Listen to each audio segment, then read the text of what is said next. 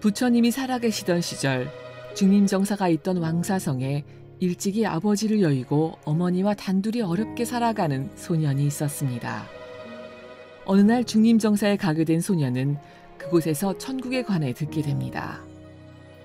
굶지 않고 무시당하지 않고 부귀한 삶을 살면서 천수를 누리는 그곳에 소년은 어머니와 함께 가고 싶었습니다. 그때 한 승려가 소년에게 천국에 갈 수 있는 방법을 일러줍니다. 바로 500금으로 부처님과 불제자들에게 한 끼 식사를 공양하는 것이었습니다. 가난한 이 소년은 그 돈을 마련하기 위해 마을의 한 건축 현장을 찾아가 그곳에서 성실하고 열심히 일하여 450금을 벌 수 있었습니다. 하지만 50금이 모자랐기에 실망한 소년은 엉엉 울음을 터뜨리고 말았습니다. 소년의 사연을 들은 주인 내외는 선뜻 부족한 50금을 내어주었습니다. 하지만 그 50금은 자신이 일하여 번 돈이 아니었기에 받을 수 없었습니다. 소년에게 천국으로 가는 방법을 일러주었던 승려에게 찾아가 물었습니다.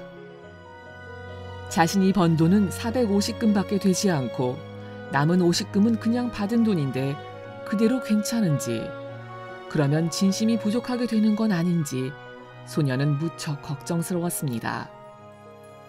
그러자 그 승려가 말했습니다. 부처님과 불제자들에게 밥 한 끼를 공양하려는 너의 그 발심 자체로 공덕을 쌓는 효과가 이미 나타났단다. 내가 번 돈의 구체적인 액수는 조금 많든 적든 전혀 상관이 없단다. 사실 400금만 있어도 천국에 갈 수 있단다. 너의 진심, 정성, 순수함, 깨끗함을 시험하려 했던 것뿐이란다. 이미 약속을 실천했으니 걱정하지 말거라. 틀림없이 어머니와 함께 천국에 갈 수 있을 게다. 감탄은 제외하고 다른 질문 있습니까? 몇 가지 말씀드릴 것이 있습니다. 스승님께 제가 느낀 점을 말씀드리고 싶기도 하고요. 일화 속 가난한 소년에 관해 스승님께 여쭙고 싶은 것도 있습니다. 그 소년은 깊은 선근이 있었던 것 같습니다. 상인인 아버지가 살아계실 때는 집안 형편이 괜찮았지만 아버지가 바다에서 돌아가신 이후 가세가 기울기 시작했죠. 하지만 이런 환경에서도 소년은 꿋꿋했습니다. 친구들과 중림정사에 놀러 갔을 때 다른 친구들은 별 관심도 없었지만 그 소년만 큰 흥미를 가지고 스님에게 이건 무엇인지 저건 무엇인지 이런저런 질문을 했었죠. 이런 해근이 있었습니다.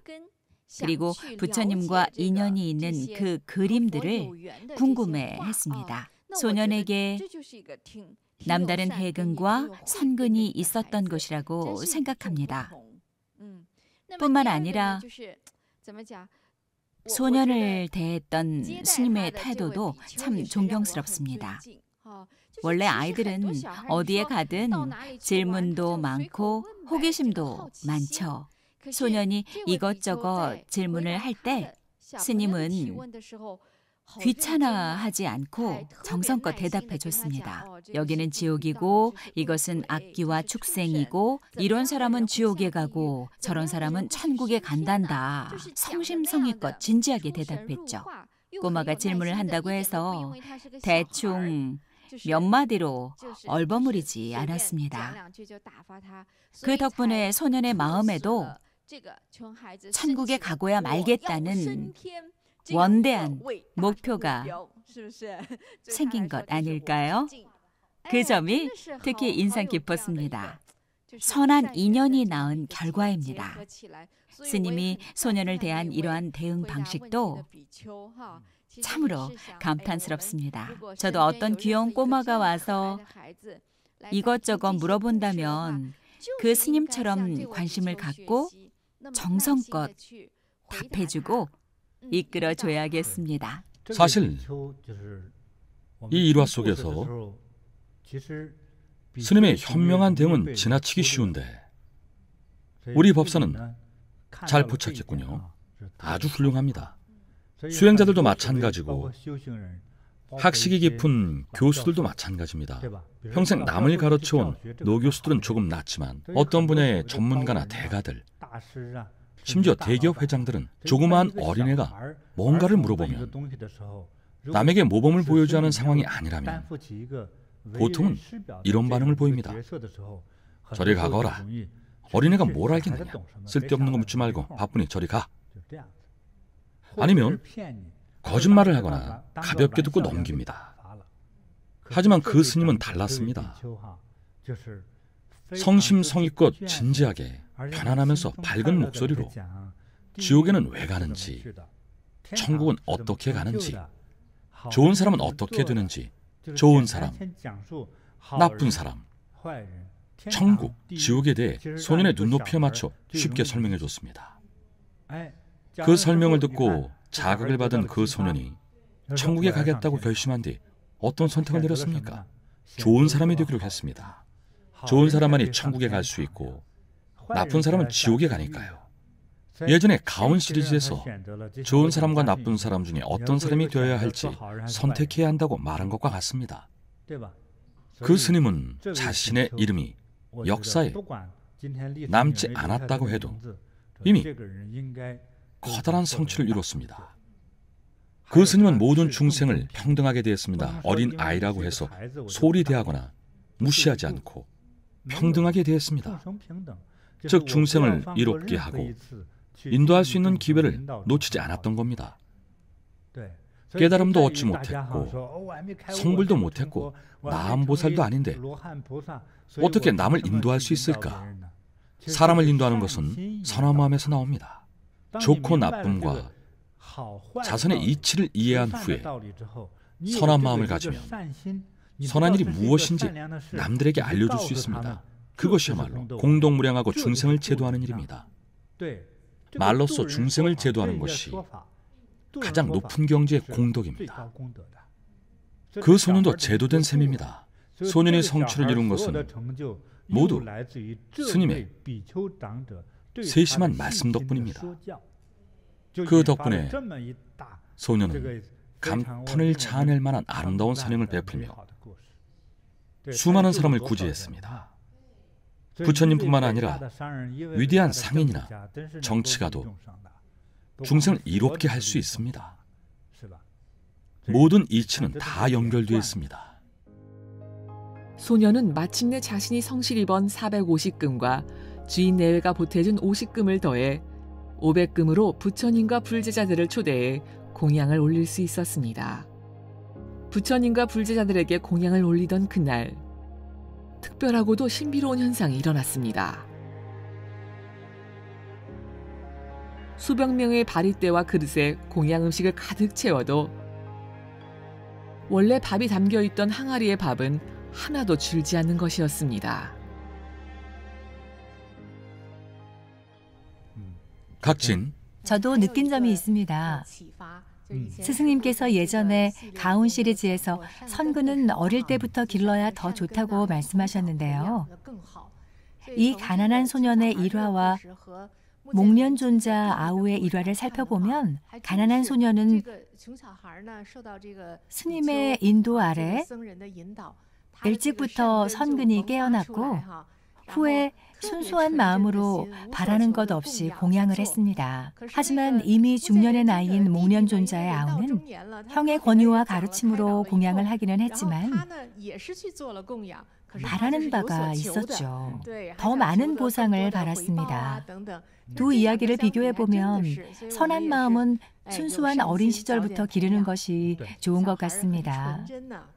공덕이나 깨달음의 근기는 집안 배경이나 사회적 지위와는 큰 관련이 없습니다.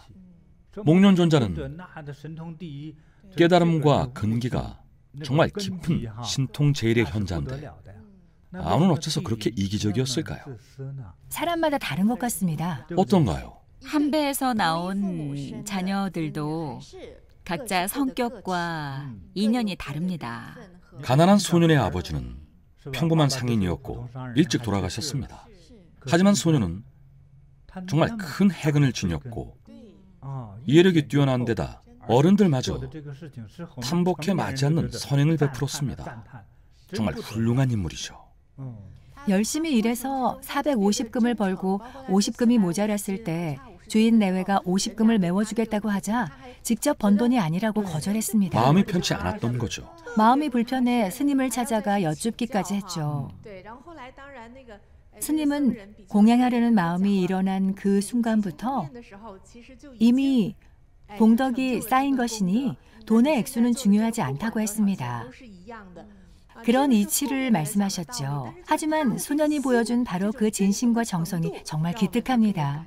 마음이 정말 진실된 사람인 거죠. 소년은 발심할 당시에 마음 상태를 중요히 여겼습니다. 과연 내 마음이 순수한가? 100% 자신의 노력으로 발심하려고 했습니다. 경전에서도 이렇게 가르칩니다.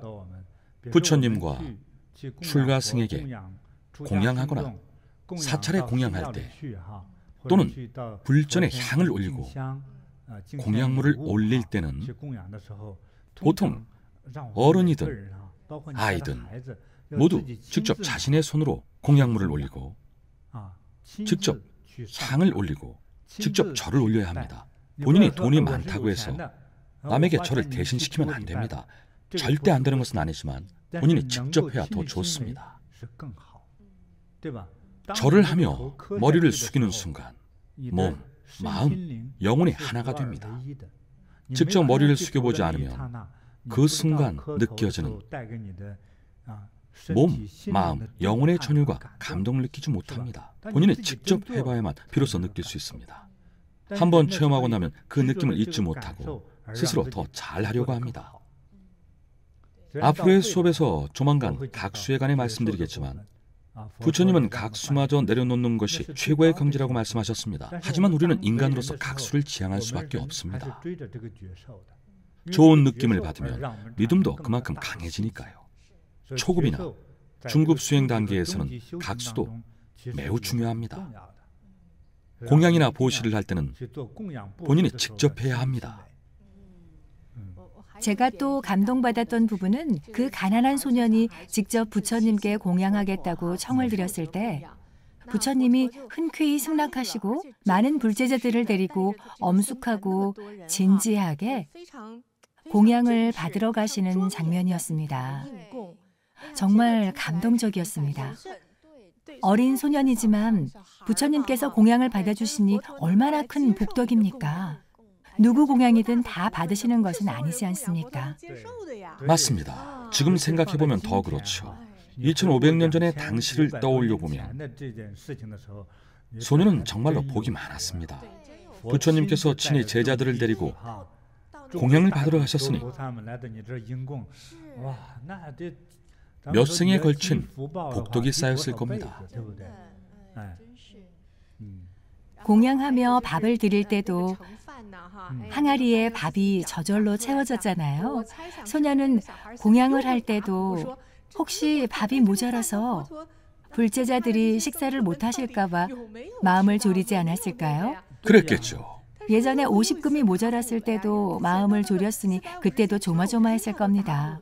한 가지 말씀드리자면 소년은 똑똑하고 영특했지만 밥이 어디서 나오는지 궁금해하기보다는 그저 놀랍고 두려웠을 겁니다.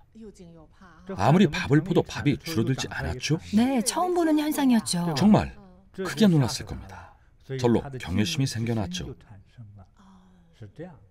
그 밥들이 모두 자신이 공양한 것인지는 중요하지 않았습니다.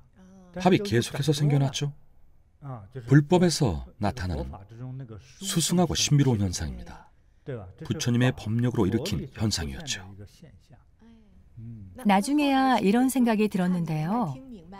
혹시 부처님은 500명의 상인이 식사를 해결할 데가 없어 소년을 찾아올 것을 미리 아시고 음식을 남겨주시는 자비를 베푸셨던 게 아닐까요? 정말 너무 궁금하시다면 저도 솔직히 말할 수밖에 없습니다. 스승님, 제발 말씀해 주세요. 500명의 상인은 사실 500명의 나한이었습니다. 아, 중생을 구제하러 온 나한들이었군요. 조금만 더 말씀해 주세요. 말할수록 더 감동적입니다. 사람은 진심으로 발심하면 그 자체로 공덕이 쌓입니다. 앞서 말한 일화서 500금처럼 진심을 담아 발심하면 500금의 액수가 중요한 게 아니라 발심 자체만으로 이미 공덕이 쌓입니다. 소년에게 모자란 50금을 주인 내외가 채워줬는데 그럼 소년의 것이 아닐까요? 그렇게 철저히 계산하지 않습니다. 부처님은 회계사가 아닙니다. 회계사라면 한 푼도 틀려서는 안 되겠죠. 한 푼 모자라면 한 푼 돌려주고 10푼 모자라면 10푼을 돌려줍니다. 회계사들은 그렇습니다. 하지만 부처님은 아닙니다. 부처님에게는 중생의 깨달음과 이고 등락이 더 중요합니다. 진심을 다해 발심해야만 깨달음을 얻을 수 있습니다. 진심을 다해야만 신들과 감응할 수 있습니다.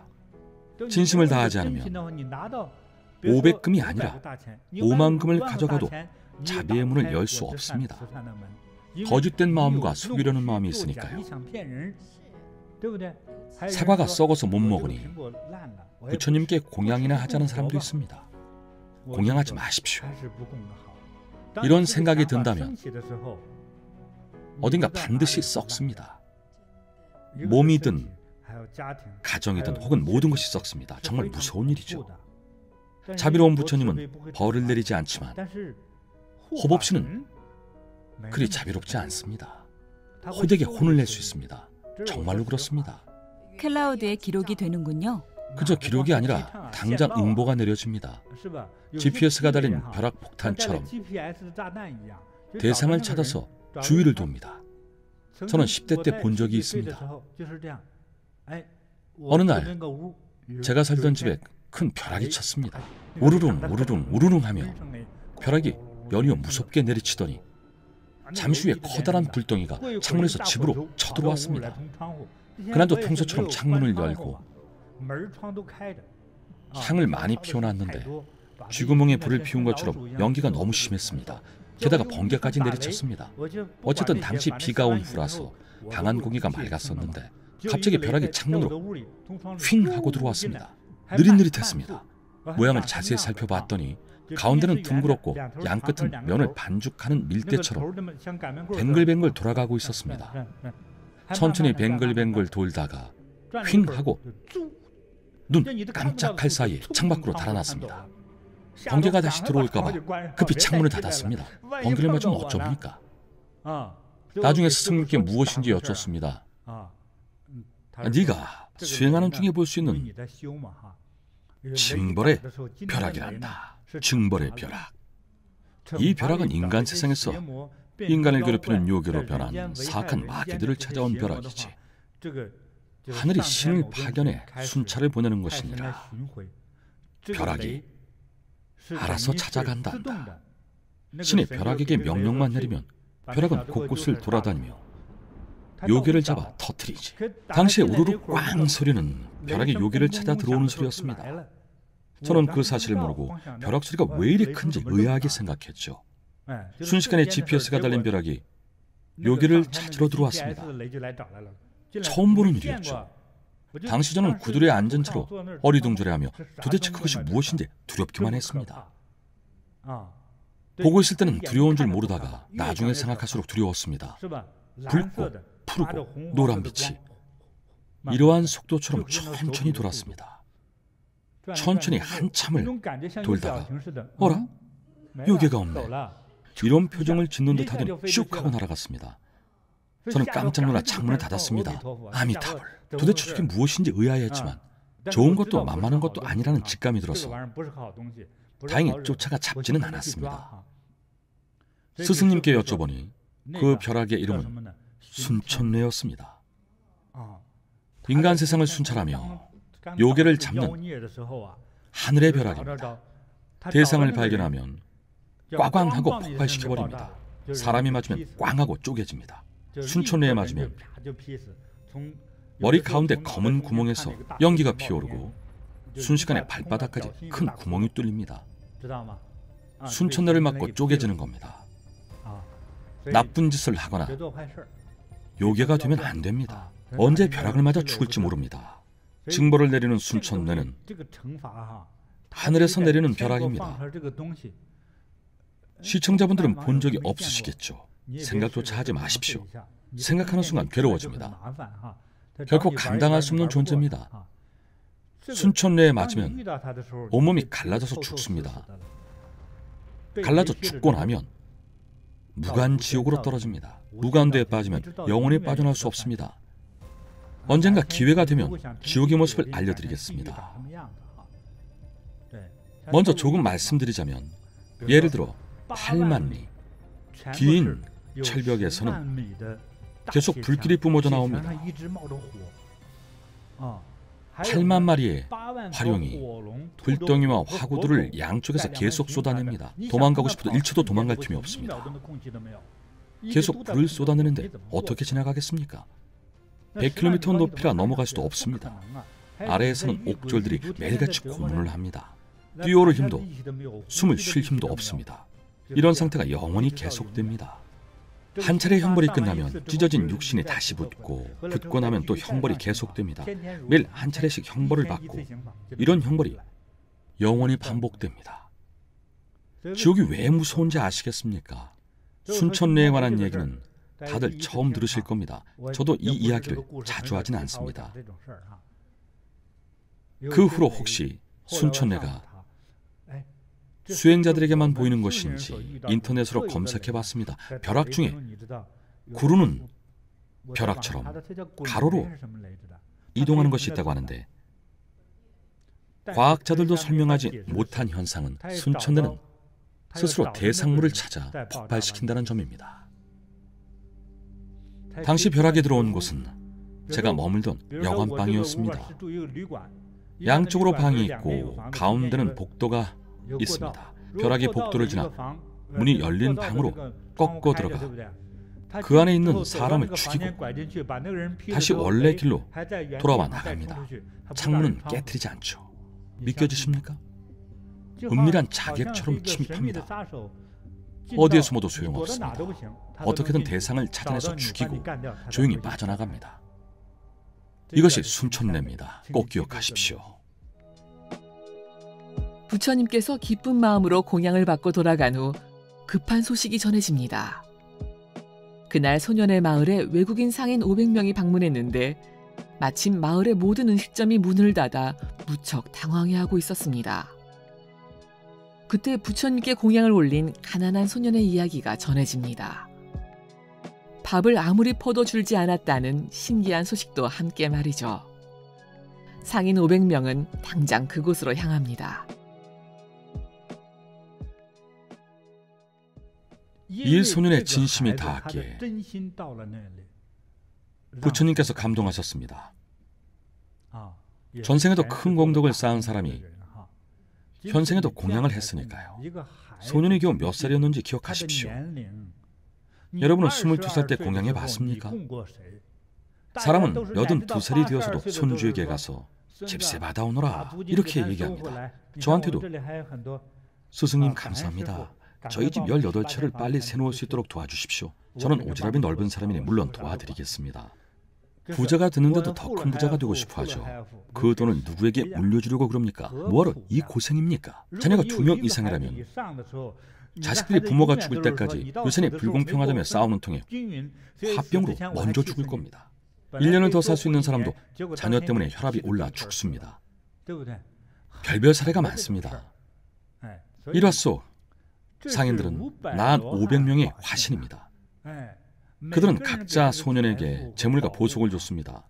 사실 보석 하나씩만 줬어도 나라를 살 수 있는 갑부가 될 수 있습니다. 다들 알다시피 돈이 돈을 낳는 법이니까요. 제 어머니와 스승님은 똑같이 재미없는 이야기 하나를 들려주셨습니다. 특히 저의 어머니는 제가 기억이 날 때부터 늘 같은 이야기만 하셨습니다. 어머니는 말재주도 없고 조금 둔하신 편이라서 늘 같은 이야기만 하셨죠. 제가 무수하는 밤만 되면 늘 같은 이야기를 들려주셨습니다.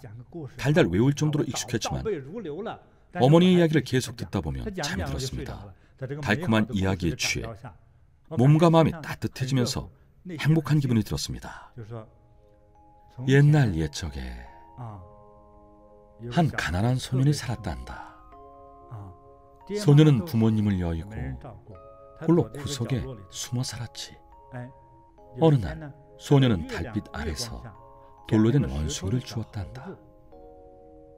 움직이지 않는 돌 원숭이였지만 사실은 신통력을 가진 영원한 원숭이였지. 소년이 엄마가 그리울 때 도론숭이야 도론숭이야 엄마를 보여줘 라고 하면 엄마가 나타났단다. 아들아 엄마가 왔다. 엄마는 소년을 끌어안고 뽀뽀도 했지. 잠시 후 소년이 잠이 들면 엄마도 사라지고 원숭이도 잠이 들었단다. 다음날 배가 고픈 소년이 짜장면이 먹고 싶다고 말하자 짜장면이 휙 튀어나왔단다. 잠시 후 소년의 친구가 찾아와서 한 그릇 더 달라고 말하면 짜장면이 또 튀어나왔지. 잠시 후 강아지가 한 마리가 또 오자 한 그릇만 더 줘 또 휙 튀어나왔지. 소년이 아예 100그릇을 달라고 하자 100그릇이 나왔단다. 하지만 100그릇을 놓을 공간이 없었지. 너무 많으니 도로 가져가 줄래? 휙 하고 99개 그릇이 사라졌단다. 와, 정말 기분 좋은 이야기였죠. 10살이 넘을 때까지 들었습니다. 늘 같은 이야기였지만 저는 그 이야기를 정말 좋아했습니다. 모두에게 이런 도론숭이가 있다면 정말 좋을 것 같았습니다. 참 신기했던 사실은 스승님과 어머니는 서로 만난 적도 없고 같은 지역도 아닌데 같은 이야기를 들려주셨습니다. 사람이 수행으로 일정 수준 이상 공덕과 복덕을 쌓으면 스스로 도론숭이가 됩니다. 무엇이든 손에 넣을 수 있고 진흙도 황금으로 바꿉니다. 연금술처럼 특별한 기술이 있어야만 하는 것이 아니라 자비심만 있으면 가능합니다. 가지고 싶은 것은 뭐든 갖게 됩니다. 아주 높은 경지일까요? 전혀 높지 않습니다. 나한 정도의 경지면 됩니다. 제가 볼 때는 그리 높지 않습니다. 더 높은 경지가 많습니다. 그 가난한 소년은 세상에서 가장 부귀한 사람이 될 자격을 갖췄습니다. 소년은 자신과 어머니가 인간 세상에서 더 이상 고통받지 않고 해탈하도록 함께 천국에 가는 것이 꿈이었습니다. 자신보다 어머니를 위하는 마음이었죠. 그리고 그 후에도 계속 부처님께 공양하고 수많은 가난한 아이들과 중생들을 도왔습니다. 소년은 전생에서 큰 덕행을 쌓았기에 현생에서 큰 복을 받았습니다. 그래서 500명 나안의 화신들도 소년을 도왔던 겁니다. 정말 그러네요. 500명의 나안들이 먼저 와서 소년에게 공양할 기회를 줬고 소년이 순수한 마음으로 아무런 대가 없이 공양한 결과 부처님의 가피를 받았습니다. 정말 대단합니다. 감사합니다. 사람이 진심과 정성을 다해 발심하면 불보살님과 천신, 호법신들이 도와주십니다. 불보살님이 아니더라도 천신과 그곳의 토지신이 그 사람을 부귀해 주도록 돕고자 한다면 토지신의 도움만으로도 큰 부와 명성을 얻을 수 있습니다. 하물며 불보살님의 감동을 받아 자비롭고 기특한 소년에게 영원한 부귀를 내리고자 하는 그 마음을 품자마자 복덕이 쌓여 그 즉시 새로운 사람이 됩니다. 소년은 산수를 못해서 본인이 돈을 얼마나 벌었는지도 모를 겁니다. 회계사를 쓸 필요도 없겠죠. 산수도 회계사도 배울 필요 없습니다. 공덕과 복덕이 무한해서 헤아릴 수 없으니까요. 자기 욕심 때문도 아니었고 재물에는 신경도 쓰지 않았죠. 재물의 많고 적음을 전혀 신경 쓰지 않았습니다. 스승님은 그 정도 경지도 충분히 높다고 하셨는데 또 한 가지가 생각났습니다. 소년이 참 재주꾼인 것 같습니다. 주인집에서 집 짓는 일을 할 때 재미난 이야기로 인부들이 편히 일할 수 있게 해줬고 다들 소년을 좋아했죠. 주인도 소년을 붙잡지 않았습니까? 소년의 재주는 또 있습니다. 어머니께 공양 계획을 말씀드리자 식기도구가 변변치 않아 공양을 드리기 어렵다고 했죠. 거기다 집이 좁다는 말을 듣고 집주인을 찾아가 사정을 설명하고 설득해서 집을 빌리고 함께 선행을 하도록 도왔다는 것이 소년이 가진 특별한 재주입니다. 이 부분이 아주 감명 깊었습니다. 추진력이 뛰어나다고 표현할 수 있습니다. 설득하는 능력도 뛰어나고 즐거움을 나눠줄 줄도 압니다. 즐거운 이야기를 들려주며 사람들과 즐거움을 나눴습니다. 사람들과 함께 있을 때 모두와 즐거움을 나눠야겠다는 책임감을 가지고 있었습니다. 자연스럽게 나온 행동이었군요. 그렇습니다. 잠재의식에서 나온 지혜였습니다. 자신이 직접 보고 들은 재미난 이야기도 있었지만 모두의 재미를 위해 지어낸 이야기도 있었습니다. 그래서 다들 소년을 좋아했죠. 그것이야말로 지혜입니다. 이런 지혜는 어디서 나올까요? 전생에 쌓은 자비와 공양, 보시, 수행으로부터 나옵니다. 이 소년은 복덕과 지혜를 모두 갖춘 소년입니다. 그 후에 얻은 부귀와 수행의 성취가 바로 높은 과유였습니다. 자비와 지혜에서 묻어나는 매력이었군요. 본인은 무의식적으로 자연스럽게 한 행동일지 모르지만요. 맞습니다. 대단합니다. 진정한 수행과 중생제도는 굳이 애쓰는 것이 아닙니다. 오히려 내면에서 자연스럽게 우러나오는 자비야말로 진정한 자비입니다. 그렇지 않다면 어색하고 부자연스럽고 심지어 기만한 듯한 그런 의심을 살 수 있습니다. 진짜 기만은 아니지만 불편하고 거북하죠. 불편하고 어려운 상태에서는 어떤 이야기나 설법도 알아듣기 어렵습니다. 중생도 잘 받아들이지 못하거나 이해하지 못합니다. 중생제도의 효과가 떨어지는군요. 그렇습니다. 저도 어떤 법사님의 이야기나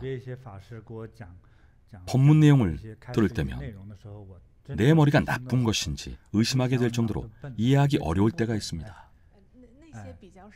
다른 수행자들에게도 그 법사님의 수업을 추천했는데 한참을 듣다 저에게 묻더군요. 스승님 무슨 말인지 아시겠습니까? 왜들 그러나? 이해가 안 됩니다. 제가 들어도 어렵긴 했습니다. 물론 경지가 더 높은 분을 대상으로 하는 이야기인지 모르겠지만 일단 설법은 알아듣기 쉬워야 실용적일 수 있습니다. 이해할 수 있어야 깨달을 수 있죠. 따라서 수행을 통해 공덕과 지혜를 닦고 덕업을 쌓아야 복과 지혜를 두루 얻을 수 있습니다. 지혜를 닦고 덕을 쌓으십시오. 복의 쌍수, 복과 지혜를 아울러 닦아 나가는 것. 복은 덕을 쌓아서 얻는 것이며 덕은 베풀어 얻는 것이다. 지혜는 수행에서 얻는 것이며 수행은 닦아서 얻는 것이다.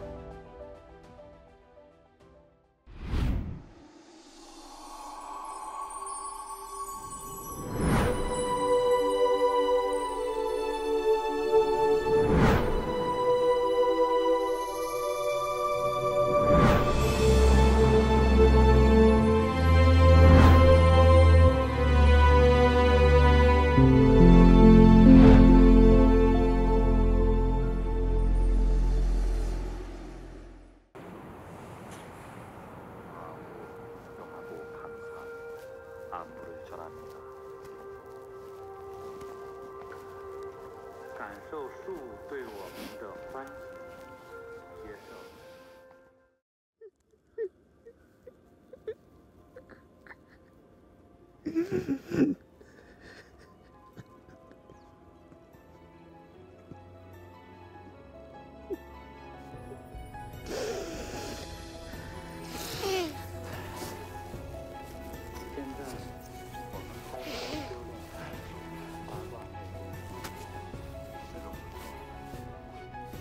딱 1000일째입니다.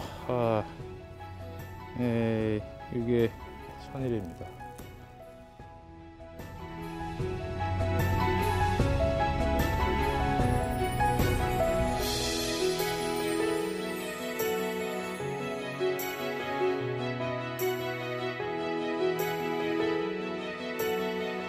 천일 지났다고 달라질 게 뭐가 있습니까?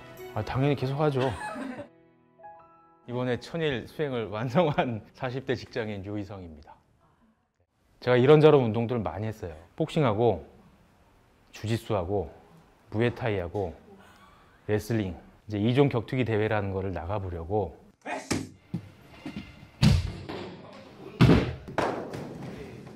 2019년도 2월 그분이 이제 위에서 이제 저를 깔아 누르려고 하는 상황이었죠.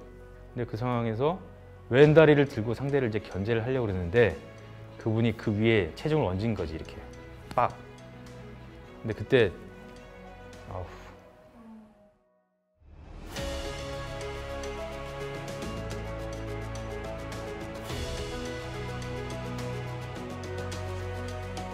관절염이 암처럼 1기서부터 4기까지 있는데 4기가 가면 무조건 인공관절 수술.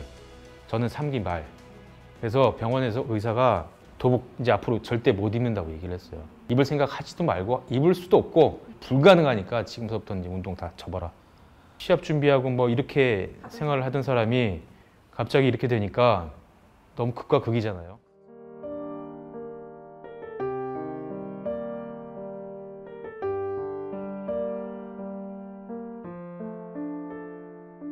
약 없이는 생활을 할 수가 없는 몸 자체를 이게 뒤척거릴 수가 없어요. 움직이는 것 자체가 힘들다 아프다 이 표현도 사실 좀 부족해요. 그 통증을 표현하기에 누워서 몸을 못 일으켜 혼자 너무 아파서 자다가도 여러 번 깨고 아파서 횡단보도를 못 건너겠어요. 무서워서 빨간불 바뀌기 전에 건너가야 되는데 못 건너갈까 봐 너무 무섭더라고. 그런 상황까지 되니까 제가 이거 이렇게 살아야 되나 생각도 했었어요. 사실 죽고 싶다는 생각도 왜 안 했겠어요. 다리 없으면 좋겠다라는 생각은 뭐 당연한 거고 별 생각 다 했죠. 내가 뭘 이렇게 잘못했다고 내가 이렇게 누구한테 죽을 죄를 졌거나 안 그랬는데 내가 왜 이런 이런 부상을 당해서 이런 고통을 당해야 되느냐 원망 많이 했죠. 네. 2019년 6월 13일 목요일 처음으로 8개를 시작했습니다.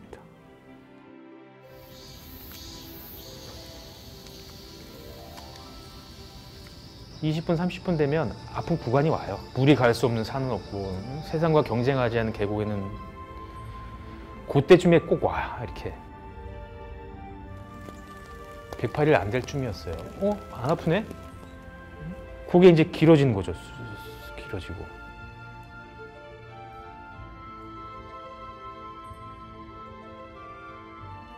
700일 될 때쯤이었어요. 이제 중간에 방향 바꾸잖아요, 여러 번. 근데 방향 바꿀 때 제가 한 번에 다 못 바꿨어요.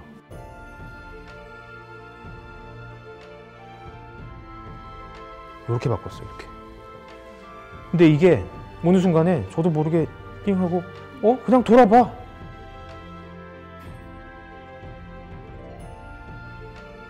이거 뭐지? 이게 왜 되지? 한번 살짝 한번 뛰어볼까? 이것도 되고 끝나고 이렇게 우리 수긍하잖아요. 여기 못 쳤어요, 이게 고관절. 근데 지금 막 쳐. 뭐야? 이러니까 수술한테 신기해. 좀 더 해봐. 좀 더 가자. 지금 횡단보도 그냥 걸어가요. 약간 뛰어요. 뛰기도 하고. 사람들 미쳤다 그래요. 안 믿어요. 제가 딱 이렇게 좋아졌잖아. 그래도 안 믿어.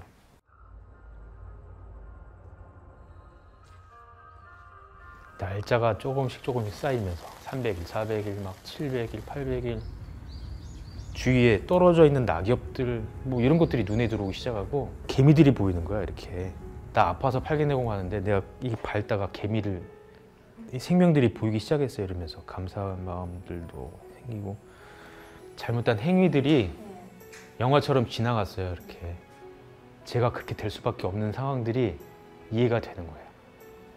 어딜 원망해. 내가 만든 건데. 참회를 해야 되겠다라는 마음 때문에 너무 많이 울었어.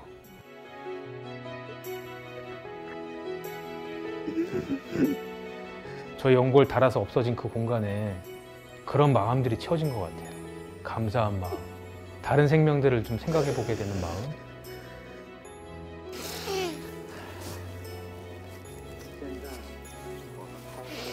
고관절염 환자들은 엉덩이가 무릎 밑으로 내려가는 자세를 절대 못해. 근데 나도 모르게 그냥 한 거예요. 지금도 지금 이온음피도 부담스러워서 벌써 일어났어야 돼. 일어나서 한번 다리를 이렇게 풀고 그러고 앉았어야 되는데 봐봐요. 나 이러고 앉아있잖아요. 지금 상상도 못한 일이에요. 인공관절 수술을 해도 쭈그리고 앉는 것, 지금처럼 양반 자세, 스쿼트 이거는 못하는 거지. 하시잖아요 지금. 수술도 안 하고 약도 안 드시고. 하죠. 그러니까 종사님하고 팔개내공을 만난 게 저한테는 큰 은인? 아니야, 은인이란 말 가지고도 부족해. 너무 감사하죠. 팔개내공이 아니었으면 내가 이렇게 걸을 수 있을까라는 생각. 그리고 아픈 사람들은 몸도 아프지만 마음도 아파와요. 정신이 계속 나약해져. 이 다리를 가지고 내가 앞으로 평생 산다라는 생각을 하면 끔찍한 거지. 그 생각을 하면서 차라리 죽어버릴까라는 생각을 많이 했었어요. 그런데 팔개내공을 하면서 몸도 좋아지지만 마음이 회복이 되잖아요. 몸도 그렇고 마음도 그렇고. 그래서 종사님께 너무 감사하죠. 감사합니다. 다시 한번 감사드립니다.